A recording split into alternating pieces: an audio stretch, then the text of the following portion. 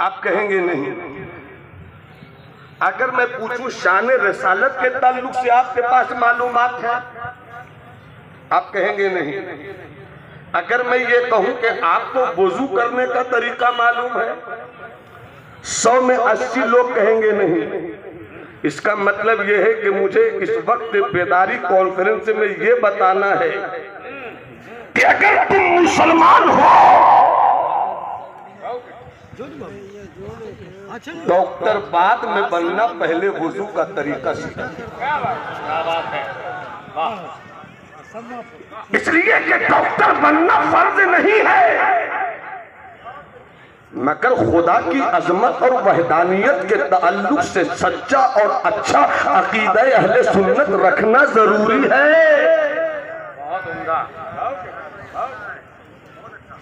आका की शान के ताल्लुक से तुम्हारे दिल के अंदर जो इश्क का परिंदा चहचहा रहा है, ये तो उलमा की गुफ्तगू की खैरात है। तुमने कितना सीखा? अगर तुझसे कोई गैर मुस्लिम बिरादरे वतन पूछ ले कि बता तेरे महबूब की शान क्या थी, आप कहोगे चलिए अपने अल्लामा के पास लेकर चलते हैं, तो ये आपकी भूल है। इतना तो आपको जानना ही चाहिए कि शान रिसालत पर आपकी जुबान से भी कोई गलत ना निकले। इसलिए हमें इस पर भी बेदार होना। और नंबर 3, हमें नमाज पढ़नी है तो नमाज का तरीका क्या है? हज करेंगे तो हज का दस्तूर क्या है?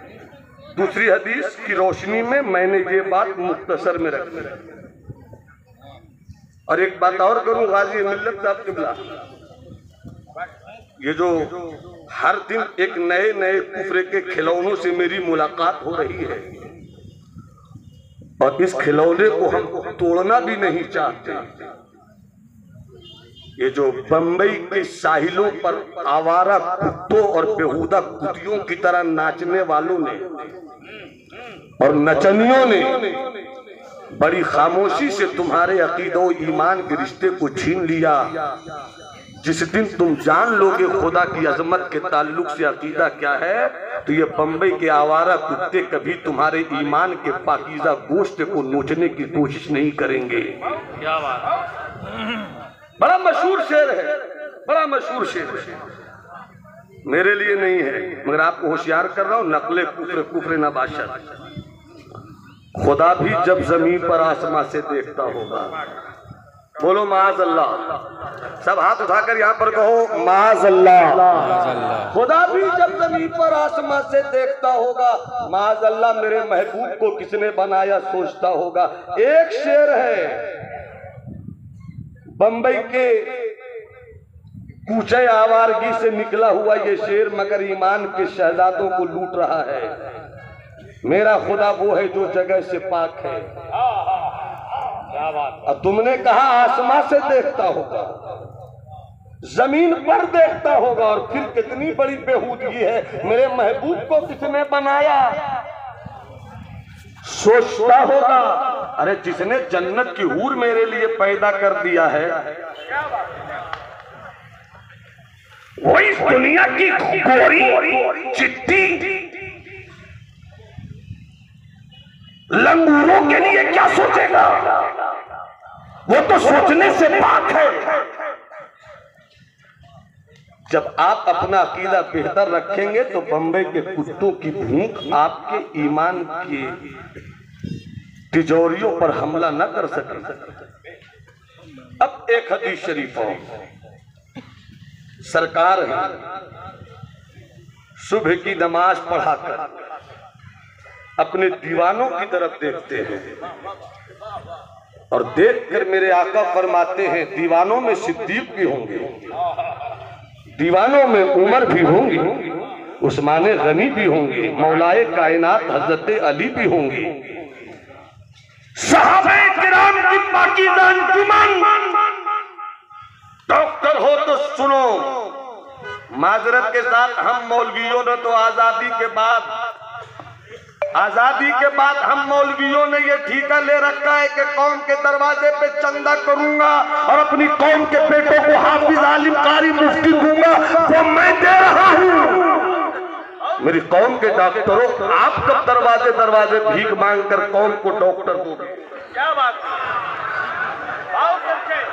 बहुत उम्दा। मेरे चंदों को धंधा कहने वालों, बहुत अच्छे। ये जो मस्जिदों के मुसल्ले आबाद है, ये हम मौलवियों के उस जज्बे जुनून का नतीजा है कि स्टेज पर जब आते हैं तो पगड़ी बांधकर, मगर जब तेरे दरवाजे पर जाते हैं तो एक बैग उसमें रसीद लेकर भिखारी बनकर, ताकि मेरी कौम के बेटों के ईमान की हिफाजत हो सके। क्या बात, क्या बात। तो डॉक्टरों आप भी निकलो, इंजीनियरों आप भी निकलो, तुम 2 कदम आगे बढ़ो, हम 4 कदम आगे बढ़ेंगे।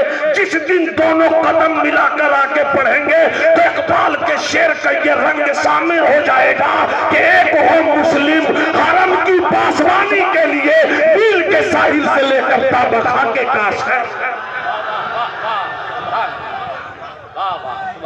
हदीस शरीफ सुनो, हदीस शरीफ सुनो। सहाबे किराम हैं, सहाबे किराम हैं, सहाबे किराम से सरकार फरमाते हैं,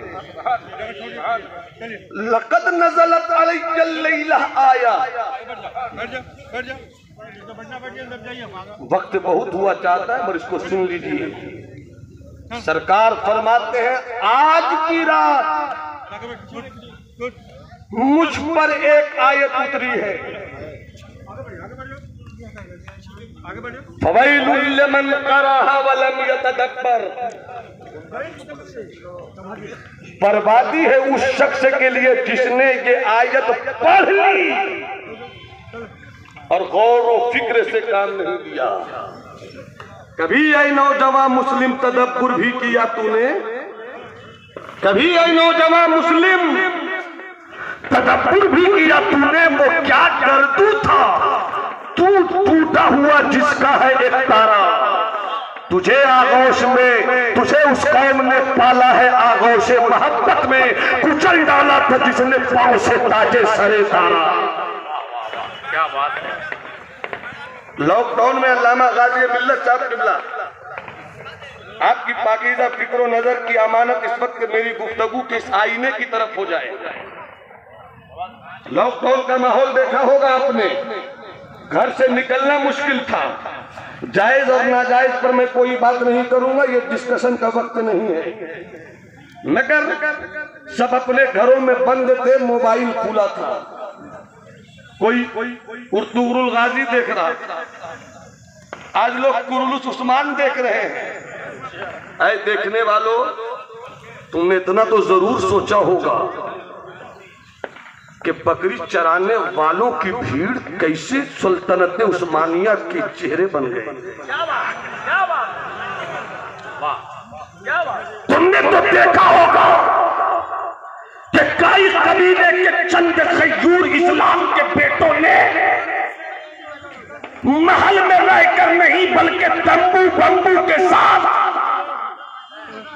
हिजरत करते हुए जंगलों के दामन में अपना छोटा सा कबीला आबाद किया था। मगर उस आबादी ने ये मिजाज दिया, आगे बढ़ना है तो इल्म हासिल करो। उस कबीले ने मिजाज दिया है कि आगे बढ़ना है तो बुजुर्गों से अटूट अटैचमेंट, अनकंडीशनल मोहब्बत रखो। उस तहरीक ने ये मिजाज दिया है कि अपने बच्चों के हाथों में अपनी नस्लों के मुस्तकबिल की हिफाजत के लिए तलवार देनी पड़े तो तलवार दो। आज भी हम गाजी मिल्लत की क़यादत में ये कहकर निकले हैं कि हम जिस मुल्क में हैं उस मुल्क की जमहूरियत का तहफ़्फ़ुज़ करते हुए अपने बेटों को लाइसेंस की सूरत में वो हथियार भी रखने की इजाजत देने और आपको लाने की का मशवरा देंगे जिससे तुम अपना घर बचा सको।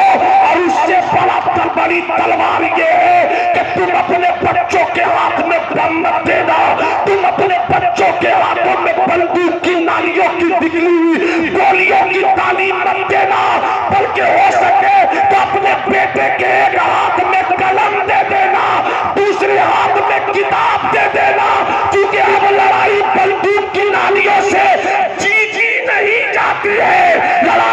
जीतता है जिसके पास इल्म होता है, लड़ाई वो जीतता है जिसके पास सियासत होती है, लड़ाई वो जीतता है जिसके पास तदब्बुर होता है, लड़ाई वो जीतता है जिसके पास हौसले होते हैं, लड़ाई वो जीतता है जिसके पास उमंग होता है, लड़ाई वो जीतता है जिसके पास उड़ने के लिए बड़े परवाह होता है।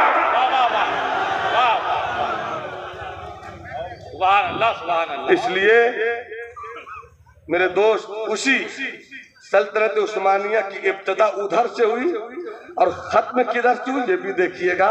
और इसको देखकर इकबाल ने कहा था कि मुल्क लूट गया इसका कोई गम नहीं है, हुकूमत चली गई इसका कोई गम नहीं है।